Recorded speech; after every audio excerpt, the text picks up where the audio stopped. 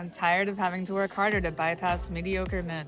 They went with a guy who had less experience than me. Women make up 50% of the population. Why is it that we're only about 5% of the below the line workers? They said our names wouldn't make the slate, so we're calling our own shots. Slated Women Filmmakers. Real opportunities, real sisterhood. Welcome to Slated Women Filmmakers. I'm your host, Allie Mae, and this is our producer, Pamela Torrance, and we're here to talk about the real pathways women use to break in, stay in, and get paid in the film industry. Today, we're grateful to have guest Emily Lerer. Emily is an award-winning director nominated for the Directors Guild of Canada. Her films have screened at Holly Shorts, Cinequest, and Fantasia. She's been selected as a Comcast Rising Voice in Indie Film. Her work is played at Oscar qualifying Out on Film and Newfest and spans dramedies and genre-bending stories that dig into the messiness of femininity. On the TV side, Emily has credits on Shameless, 20s, Pretty Little Liars, and Original Sin. She's an alum of the Sundance Directing TV and AFI directing courses and the AWD Lab, and a member of the Array Crew, the TV Academy, Women in Film, and the Producers Guild. Her debut film, Ami, is currently making the festival rounds. Please welcome Emily. Hi. Hi, Emily. Did I get everything there okay? Tell me if I got anything wrong. Omi, it's a hard one. It's a mouthful. Yiddish for grandma. And I think additionally, because I gave you such a mouthful, I have a background in theater as well as a theater director. Thank you so much for mentioning that. So you started out in theater, correct? Was it theater and acting? Yeah, I started to get my BF at Ohio University in acting and got about 2.5, 3 years into my BFA program, realizing that being on stage was not where I wanted to be, and I wanted to be directing. And it became an apparent thing through all of my colleagues and my professors where I was like, can you look at this monologue? Can you give me notes on this? What about this scene? And I'd make these tweaks and things would just work. And it became this aha moment for me when I went to my professor and said, I think I'm a director. I don't think I'm an actor. And he was like, yeah, I was hoping you'd come to that conclusion. Well, that's awesome. Did you not really care for being in front of the camera at all? No, I loved it, but it also just felt like a smaller piece of a bigger part of the story that I wanted to be a part of. I very quickly realized that I was asking directorial questions and not actor questions. Yeah, I understand that so completely because I too came to directing backwards, so I get that. Did you hop right into directing? I know you've done a lot of post-production work, so which came first? So I quickly graduated from Ohio University, moved to New York, started directing theater in the off-Broadway and off-Broadway space, and had this realization while I was in New York and for a couple of years that my friends in LA were running hard drives and they were making money, and I was getting paid a stipend. I had 4 unpaid internships at theaters. I had a stipend. I had 15 day jobs. And I had colleagues who were out in LA who, yeah, it was grunt work, but they were getting paid. And I looked at the two dynamics and I was planning a potential move to LA when my apartment caught fire in New York. Oh, wow. And if there's ever time to go move yourself from one coast to another, it's when you have nothing to move. Yep, absolutely, yeah. So you moved to LA. Are you still in LA? You're in Canada now, no? Still in LA, yeah. And I've been out here for about 11 years. Oh, wow, that's awesome. So when you got to LA, how did your transition go? I was like, oh, this story producing thing, that's pretty cool. Maybe that's what I want to do next. So I ventured from post coordinator on Chef's Table over to story producing for Big Brother. I was in the reality TV world of Big Brother for a hot minute before bopping over to realizing that I really wanted to be in scripted TV, that I really wanted to refocus on how do I get back into directing. I haven't touched anything directing-wise since I left New York when I was directing off-Broadway theater. How do I make this bridge happen? And I made it a goal to get back over into scripted. And I interviewed a bunch of places and ended up getting on another pilot where I had a big opportunity to work on a Sony pilot that did end up going to series. And in the process of that, I learned a lot on the job. It was a lot of things I did know, a lot of things I didn't know. I made mistakes. I broke some stuff. I fixed some stuff. We delivered the pilot. And I moved on to the next couple series where I worked just through the relationships that I'd made along the way, through the interviews, through the networks of different people I ended up in. Was that work as director? What was that work exactly? Yeah, so when I left Big Brother, I was leaving as a story producer, looking for a post-supervisor or post-coordinator job to get back into the scripted TV world in a place that would be more senior. I'd also looked at, do I want to go be a development exec and try to work my way up that way, or be a script coordinator, and like, how do I make money while pursuing directing? And it became something that along the way I met mentors and people who encouraged me that I'd gone this far up this journey, that it would be starting at zero doing something else. I think it also was just a really cool place to be as someone who aspired to be a director, to be in a scripted room, right? To get back in that space where a bunch of very senior directors come through and you get to watch the pieces of the puzzle come together, being part of those pre-production meetings and development meetings and visual effects meetings and stunts meetings, and really getting to see how all these things happen. So it became this refocus for me of how do I get back over here, learn as much as I can, impress these people, and find my way back into television. And I was very fortunate that it was right around before the pandemic when there was a big boom of hiring in post-production and a big boom in television in both the cable streaming and network world. And so I ended up on this Sony pilot as a post supervisor, where I learned a lot. I knew a lot going in. I learned a lot of what I didn't know. It was a live action animation hybrid series. So it also had a lot of things like working with these really cool actors in the ADR booth. I got to direct Tony Hale through his VO session. It was very cool. He's also very tall, very kind, but it was putting me back in a place that I really wanted to be and teaching me a lot along the way. I was curious, you used a term, I think it was story producer. It's an interesting term. Is that only in the unscripted realm? You said Big Brother. You're essentially figuring out the sequence of the live footage to figure out how to make it into a story that's going to be interesting for the audience. Is that what that is? Yeah, so there's a story producing team on reality and docuseries shows. Depending on the type of show, depends on the volume of story team and the different roles within that team. They're all the producing team. On Big Brother, I think there were 6 teams or something, because it's a 24-hour competition show. Reality competition shows also have their own set of rules because there's money involved, the things you can and can't do. They have their own set of proprietary things that I'm sure I signed all the NDAs for. But the biggest thing is that it's live, it's 24 hours, and it's real time, and it's really quick paced to make story, and story has to be very honest and earnest because of the reality competition nature and because of the live stream nature, which I guess is not common knowledge. So Big Brother has a fan thing where you can log on and you can see the grid. I think it's most of the grid or the full grid that you can see in the control room as a story producer. So there will be fans who know exactly as things unfolded in real time that just tune in and watch. Other series, like some documentaries, docuseries, things like that, the story role comes on during production. Big Brother was a hybrid because of the nature of the show. So we would go from the control room down one floor to put everything together. Whereas shows like I worked on an Animal Planet show or working on Chef's Table and some of the other things where production happens farther away. They're totally different teams. And we receive line scripts and things to cut through to pull the story. But yeah, it's putting together what the story is going to be for this 30-minute episode of things that happened over the course of a week or 2 weeks or 3 hours. Yeah, that's interesting. So I was curious what percentage of your new jobs are because of proactive referrals, where you know that somebody put you in for this particular job and you knew that, like they told you it was a straight referral, as opposed to this kind of backdoor getting a good reference and then you ended up in the room. Do you have a feel for that? Yes and no. The post work I've gotten has been degree of separation through post, mostly indirect. I think a lot of people who work in the post world have a more direct connection to their jobs. It was just the time that I was in that world that things were moving in the nature that they were, and it was so busy.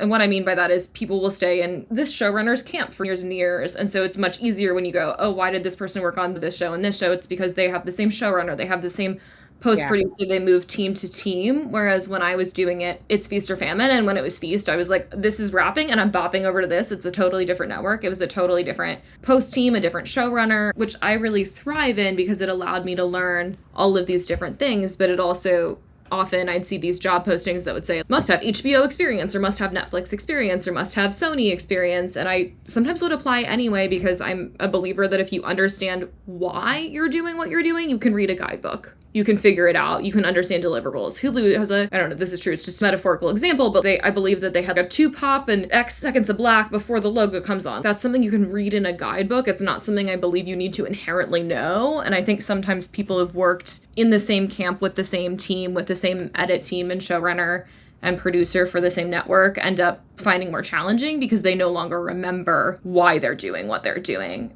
And I'm just also a very naturally curious person who annoyingly, I'm sure on every show, asks the question of what does a VAM stand for? And why am I running a tape from this place to this place? And who is this person that I send this email to? And what do they do? And at some point, because post-production is so sequestered, it's not something that there are very few books of what all these acronyms mean and who all these people are. And so I just spent a lot of time figuring that out. You got into a lot of rooms, it sounds like. How did you get into so many rooms? Did you just by asking, by knocking on doors, by making phone calls, by sending emails, by just word of mouth? How did you get into so many rooms? I think as a woman in the business, you have to work harder. I don't think that's a new or mind-blowing thing to say, but I think I knew that very early and often. I think coming even from a theatrical directing background in the theater world, it was very clear that I was a woman in a room of men. In the post world, I was a woman in a room of sometimes women, mostly men.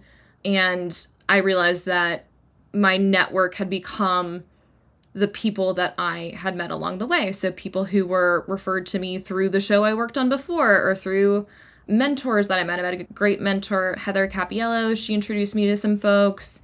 I met many mentors through the Ohio University network of just reaching out to people who people had recommended to me. And I think having very targeted asks along the way was really helpful as well, knowing this is the goal.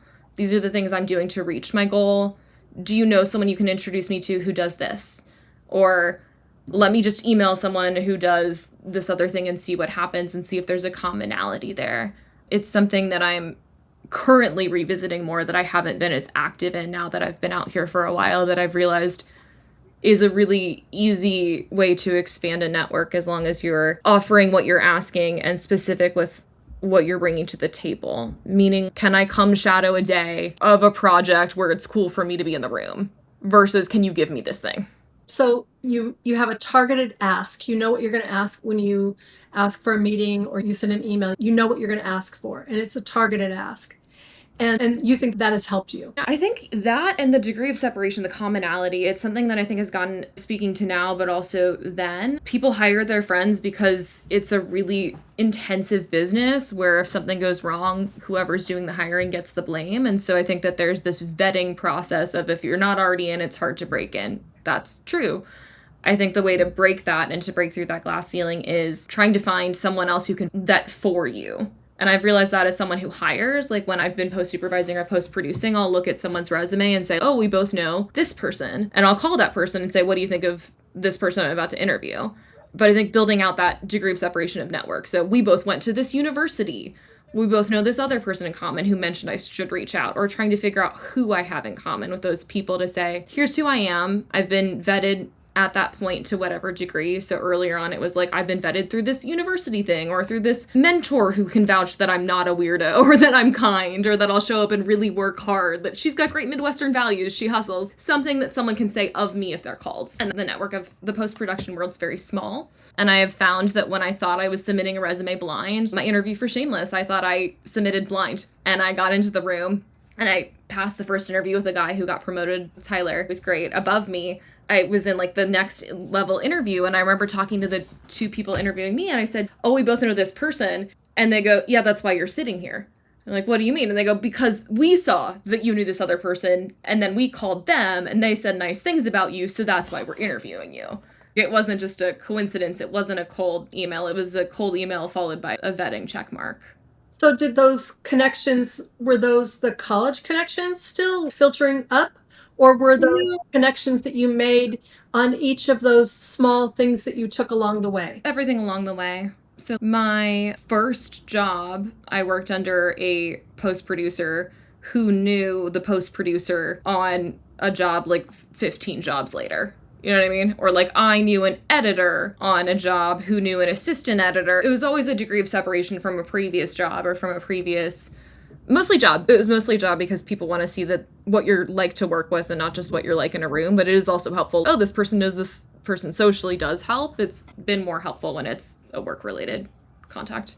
You've done a lot of work in different facets of post-production, right? Like you said, like editing. Are you still doing editing now? Yes and no. I cut my own reel. That's about as far as I get in editing. But I think the thing that has been so interesting about learning how to edit and learning what editors do has helped me as a post supervisor and producer and as a director. And what I mean by that is I understand what is a reasonable expectation of my team and how to advocate for them. So when showrunner says we want XYZ thing to happen and I'm the number one, it's easier for me to push back or to set reasonable expectations. When I'm the number two and I'm the post supervisor, there's that person in between who has to also align with what I'm saying, but I'm able to translate and advocate for the team. And then on the directing end, I can cut in my head. And I thought that was something that every director can do. I'll read a script and I see the scene in this shot with this line script and this kind of coverage, and we'll cover it this way. And if we have to consolidate, this is how we consolidate so it still cuts. While I think a lot of my post jobs were me submitting and then realizing that somebody knew me already, there was a point in time in post where I would just get a call while working on another show that someone needed someone to fill in for another thing. So it was a little A, a little B. On the directing side, it started out entirely referrals, people who had seen my work at a festival, going out there, meeting people, mingling and saying, yes, I'm a director for hire. I'd love to work with you. What are you doing? How can I help?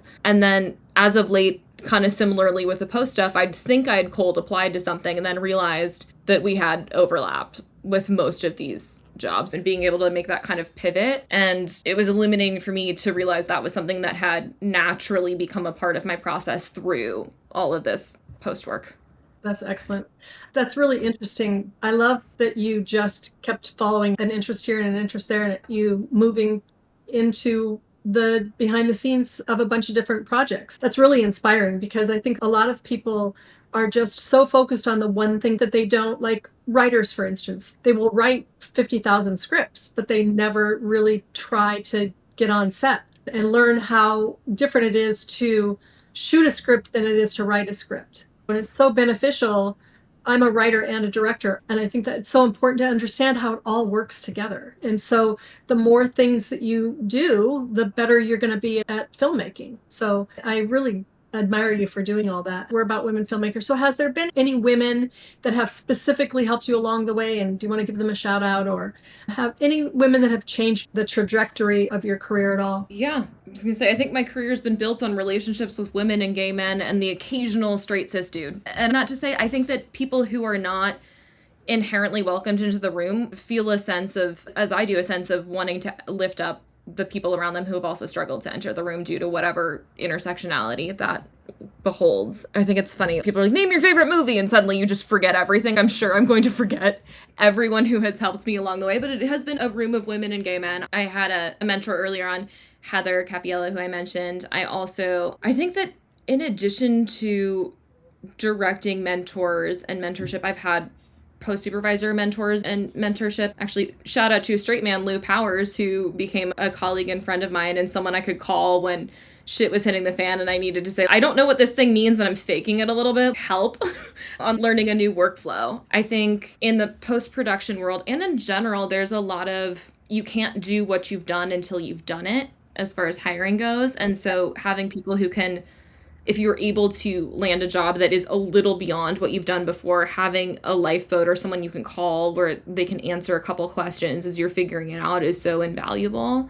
Yeah, I would love to look back through my resume and be like, here's the tie of all these people who have helped me along the way. I think it's been a lot of my team, my editor, longtime friend that I work with a lot, Erica Gruner-Cox. She's made a lot of introductions along the way in the post world.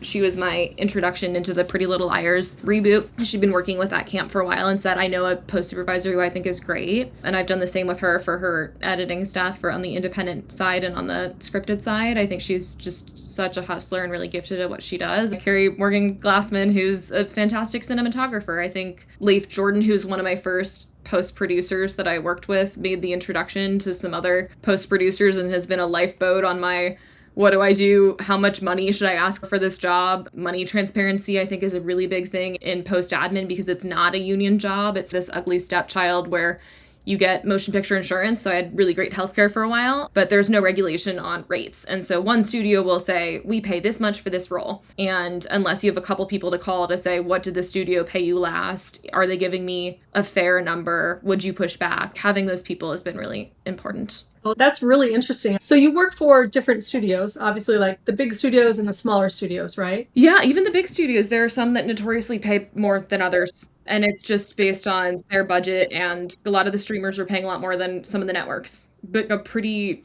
big wage gap amount. Interesting. Interesting. Do you see AI taking any part of your jobs away? No, yes and no. I don't think that's the current crisis. I know there's a conversation around the great retraction in jobs across the industry, jobs leaving Los Angeles, jobs going abroad. I think that this could be a whole hour-long conversation around like why things are leaving and what the future beholds. Machine learning, right? What's the difference in machine learning and generative? And it's a big conversation that's happening in the Producers Guild and the Television Academy. And I feel like every producerial room I walk into, it's the hot topic of conversation and everyone's got an opinion. But for years, like Avid is an editing software, and I believe Premiere as well, have had waveform script sync. So it can look at the waveform and match it to text, which is machine learning. Is it AI? It's not generating new content. Is it taking a job someone maybe once had? There are just so many layers to that, but I don't think that it's as active a part of the conversation around where do the post jobs go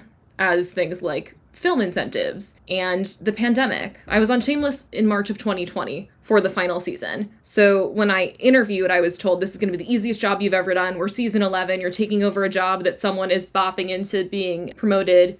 Kick back, relax. It's going to be so easy. After all these other things you've done, don't you worry.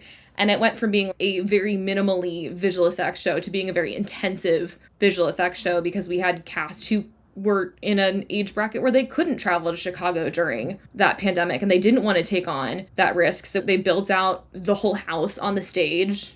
Everything became blue screen. We sent out camera people to capture in Chicago to be able to then recreate the set extensions. We painted curbs. Like John Wells is a very specific visionary and one of the nicest people I've ever worked under. But his camp and the people he hires have a very realistic approach that curb is whatever color, and in Chicago it would have been this other color, so we're going to paint it and it's going to be VFX. Whereas like I'd sit and watch other network shows and go, that's a palm tree and that's supposed to be New Hampshire. A palm tree doesn't exist in New Hampshire, but they're just in the background and we don't care. So it's a different level of precision. You haven't said what your position was on that show, so tell us, because that's important and interesting. One of my jobs in post-production, one of the most recent ones I had was post-supervising on the final season of Shameless. And post-supervising, for those who don't know, because I think the post world kind of exists in a vacuum, is managerial, overseeing everything that happens from pre-production and planning and coming up with the workflow, especially on a new show. Shameless was established at this point, so it was less of a what cameras are we using and what does workflow look like, because that had been established. But on a pilot, that's part of the conversation. Being a part of all these different meetings, post-supervising oversees mostly video, whereas post-producing oversees mostly audio, but I've tapped into both, meaning I was mainly in charge of visual effects, color, online, credits, things like that. Oh, fun. That sounds like fun. It is fun. It's a weird puzzle, and it's become one of those things that originally I found myself in and then realized I was pretty good at, and it paid well, and it gave me health insurance, and it gave me the most stability because it's still freelance work, but it's the longer term freelance work. And it's predominantly office hours. So you're still working maybe a 60-hour week, but it's a 60-hour week in the office. And then over a pandemic, it became a 60-hour week at home with the remote workflow that we started to really come up with on that show. We were one of the first shows to come back after pandemic and worked with Warner Brothers to do remote workflow planning. Yeah, that's really interesting. Okay. So switching gears a little bit, tell me, is there something that you used to believe about breaking in that you now know isn't true? Yeah, I think for years I thought that everything was just this giant meritocracy. I think there's a statement people say, if you make something of a certain caliber, it'll rise and the best comes to the top. And I think that's partially true and it's partially bullshit. And the level of bullshit that it is can be a little hard if you don't dig far enough to discover why. And what I say that is I think there are a lot of my colleagues who are really talented who haven't hit a certain ceiling or glass ceiling on whatever the barrier to entry to the next thing may be. And I think more often than not, it's not the meritocracy. It's a combination of opportunity and network. And while that could be seen as this horrible thing, I think understanding the landscape and navigating it with knowledge has been where I've been spending my time lately. Understanding that I made a movie I'm really proud of, But it does matter that I get it in front of someone who's going to really consider it for whatever the case may be. Or I have a reel and a body of work that I'm really excited about. But I don't think a random showrunner is going to call me tomorrow and offer me a directing job. I think it's going to require weaseling your way through your network to an opportunity. So it is time, the right place, the luck, and the body of work. But I think there's this idea like all you control is your body of work, and that's not true. You can control putting yourself in more rooms. You can control doing the research of who's making the stuff I want to be a part of. Do I have any overlapping people with these kinds of people?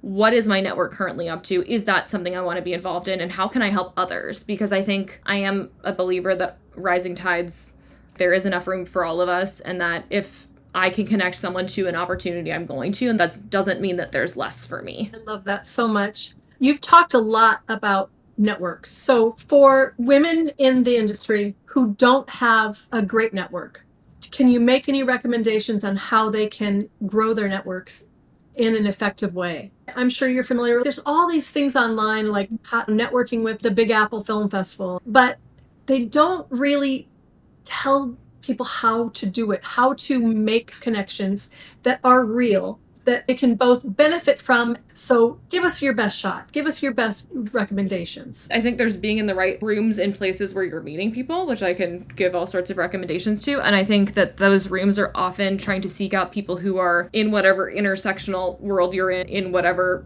section of the industry you're in. Meaning like there are plenty of resources for women in post-production or women editorial or women in the director's chair, female producers or Jewish producers or queer people or AAPI. There are different intersectionally focused organizations that I think are developed in such a way to uplift that demographic, and that in and of itself gives you a commonality to the people in the room you're walking into to relate to on a personal level. Which brings me to the other part, which is I think that there are a lot of people who will hand you a business card before they say hi. Or they'll say, hi, I'm Emily and I'm a director and here's my card, or here's my work, or here's what I want to give you or I want from you, rather than, hi, I'm Emily. Tell me something you're excited about. Tell me about you, like really trying to get to know someone and understanding that me getting to know you today doesn't mean you're going to give me a job. Even in a best case scenario, it probably means we're going to know each other. Maybe I'm going to know someone I can introduce you to who's going to help you with the next thing you're doing. Maybe there's someone 5 years down the line. Maybe something unfolds where we work together, and it's really planting those seeds. I'm not someone who comes to this industry with a vast network inherently set out for me. I didn't go to a film school out here. I'm not an Ivy. I'm not an Epo baby, but being able to really put yourself out there and understand that you're not everyone's cup of tea, and that's okay. What you make isn't everyone's cup of tea, and that's also okay. But finding your people and being able to offer, hopefully more than you take, is what builds a successful network and friendship and collaborative relationships. Yeah, I love that. You can go ahead and shout out any place that you think women should be, or anyone really. Our audience is bigger than just women, but of course we're focused on women getting on that slate. But you can shout out any resources you think would be beneficial to the audience. I think the biggest thing is don't underutilize social media. It doesn't need to just be a bragging platform. I think Facebook has 100 groups I'm a part of. That might not be much of an exaggeration, that have jobs and meetups. And I think the in-person meetups are the best you can possibly do. If you're in a major city where you can go in person to a festival or a meetup of sorts of people who do what you do or do what you don't do but want to learn or meet people who are doing. So go to a meetup of composers are everywhere. They're maybe the easiest people to meet because someone sent an email to someone one point and it worked out, and they're the nicest, but they're the hustliest of hustlers.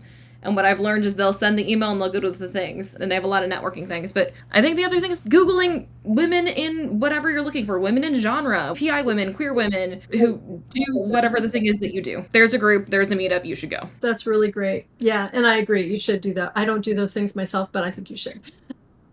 And festivals, if they're in your town, go see what's playing. Go support other indie filmmakers. For sure. Talk to them. Yeah, for sure. Absolutely. Sometimes people feel stuck. Have you felt stuck at all? And what is the first actions that you do to get unstuck when you're stuck in your career or in your mind or wherever you're at, wherever you're stuck? Yes, I've gotten stuck. Yes, I find myself stuck. I would be surprised if someone doesn't. I think they're probably lying. I would be surprised if anyone's like, my career is so easy. I've never been creatively stuck or stuck in what my next move is as a creative person navigating a freelance career. As far as what I do to get unstuck, I have great friends too. I think that people say network and you picture this like business cardy, cold, whatever. Most of the people in my network, when I say network, I mean they're genuinely friends and colleagues, people I enjoy, people I trust, people I would refer to other humans because I think they're fantastic people who are very skilled. And that's the first thing I go back to and lean on when I feel stuck is friend, colleague, collaborator. Hey, I'm stuck on a creative thing. I can't tell if this is working. Can I run it by you? Can I send you the script? Can I give you this pitch? Can I hear your thoughts? Can I show you my reel? Can I send you my essay for this program? Am I going in the right place? And being receptive to hearing real feedback or asking for the kind of feedback you want when you are stuck is really paramount. Hi, I've got my directing reel, and if you're going to tell me it's terrible, then I need to be willing to hear what's terrible about my script or my movie or whatever. And grain of salt that. Is this person someone who shares my taste? Is this person someone who shares the vision of this project? I might go to a different colleague for a psychological horror film that I'm working on than a comedy script that I'm working on. I might go to a different actor to get a take on my own self-tape for a directing mentorship than I'd go to a producing colleague of mine who doesn't look at directors' tapes. There are different people who I think can be tapped into for different resources, and I aim to be on the receiving end of that for my friends and colleagues as well. Brilliant. That's brilliant. I love that. So now is the fun part. What was your biggest win from the past year? What has been my biggest win of the past year? I think finishing post on a project I'm really happy with. I think it's so easy to worry, and I'm guilty of this, worry about how something is going to be received rather than what you think of the thing you've made, and seeing that as in and of itself a win. And for me, finishing a debut feature, getting it through post, finishing final credits, having a file that I can go, this is the baby, and it's done. What did you do on that project? So I was a director for hire on a film called Omi, which is a Jewish exorcism comedy about a young Jewish guy who gets possessed by the spirit of his dead Yiddish grandmother when he decides to marry outside of the faith. And so I was brought on by Adam Leibowitz-Lockhart, who wrote and produced on that. I pitched to direct him. It was one of those director for hire pitches. I remember I made the deck. I showed up at the coffee meeting. We had 2 or 3 coffees where we got to know each other, and I shared my vision of the script with him. And then in March of 24, we signed on to work together and decided to film in December of 24. And I think the thing about a feature film is it's a journey. So we filmed in December of 24.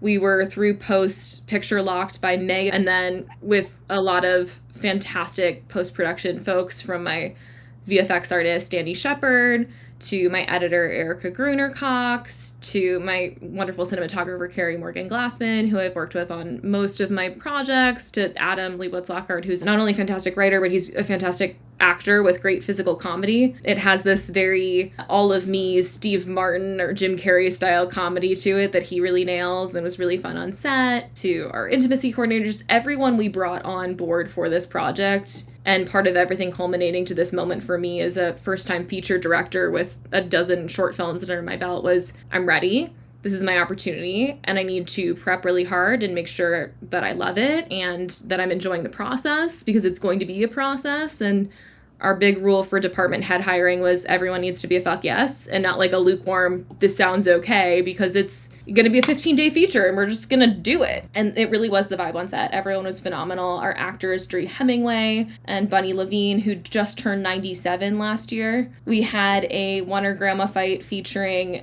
4 women over 80. We have a rule where chairs are encouraged on my set. People sit when they want to sit. There is tea. We get it done, but we also have empathy and are able to, sitting isn't failing in any way. And all of that said, yeah, so we shot the movie in December. We locked picture in May. We got all our VFX, color, composition. I think VFX and composition take the longest. Luckily, I knew that from my post background, that an original score takes time, and visual effects shots with plates and everything else also just take time, especially when you're on an indie budget and people have other projects, they're freelancers. But we were done this past January. We screened the final file right before Sundance, just for us. And I remember looking at it being like, okay, we have a movie. We have a really funny, well-executed comedy featuring authentic representation of Jewish people, of people from 6 months to 96 years old, doing some funny stuff. So yeah, now we're taking it out to the ever-evolving market and festival circuit and kind of seeing what happens. Who hired you for that feature? Yeah, Adam, the writer and actor producer, was looking for a directing collaborator. He had directed the proof of concept short himself and realized that it was one too many hats and said, you know what, I think I want a directing collaborator on this one. And I guess he'd interviewed a handful of folks looking for the right match. He was looking for a female comedy director who'd done Jewish films, and much like the Overlapping Network had seen Judaism, a short film I did like a couple years prior. The trailer had just come across his feed and he was like, I think I need to know this person. And so he looked at my Instagram, saw a person we have in common who's a fantastic writer in her own right, Maya Henkin, called her and said, what do you think of Emily Lerer? And she said, I think you should meet. Then he called the person who was the writer producer on Judaism, Emily Nash, also phenomenal, and said, what do you think of Emily Lerer? And she said, I think you should meet. So I think you should meet's led to a coffee meeting and a pitch. Congratulations. It's a huge milestone. I think I haven't directed my first feature yet, but I think it's what we as directors are all aspiring to. And so I'm really excited for you. Congratulations on getting that one under your belt. And I'm sure that many more are coming forward. What are you looking forward to this year? What's coming up for you? And what is your biggest goal for the coming year? Yeah, so an indie pilot I shot 2 years ago went through the festival circuit, and we've got some exciting momentum on a potential series for that.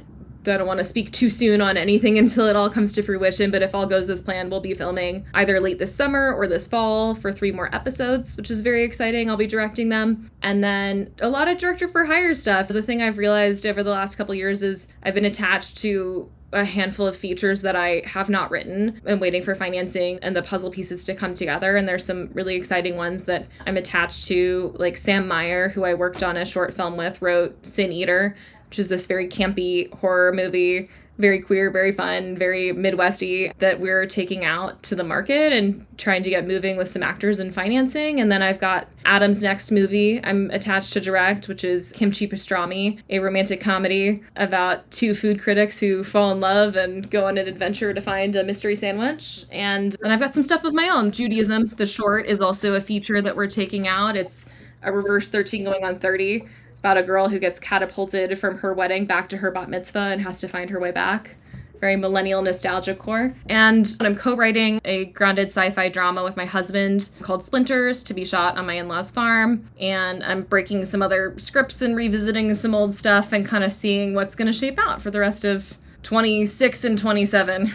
That sounds amazing. That's the last of my questions. So how can we, Pam and I, and our Slated community help you in any way? That's such a great question, and I don't know that I have a great answer. I think keeping an eye out for Omi wherever it goes. I think Carrie, my fantastic DP, is such a puts her money where her mouth is advocate of going out to the theaters and seeing independent film and supporting it with butts and seats. I can be guilty of my organizations that I'm a part of host these screenings, but the data doesn't reflect as much. So really shouting out other indie filmmakers, seeing their movies, reviewing them on Rotten Tomatoes, just like being a part of a community. That would be really great when my movie gets its chance. Social handles. I'm easy to find, which right now we love. Could potentially be dangerous in the future. Everything's my name.